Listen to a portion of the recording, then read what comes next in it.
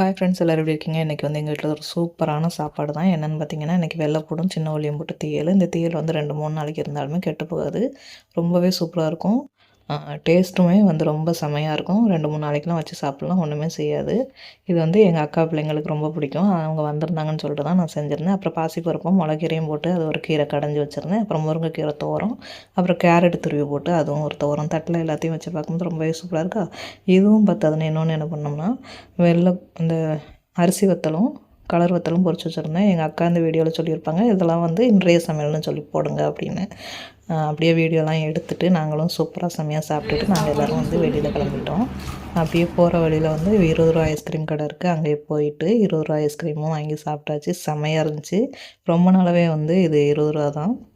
ஆனால் டேஸ்ட் ரொம்பவே நல்லாயிருக்கும். சாப்பிட்டுட்டு நாங்கள் எங்கே போனோம்னு பார்த்தீங்கன்னா, தையல் மிஷின் வாங்குறதுக்காக தான்.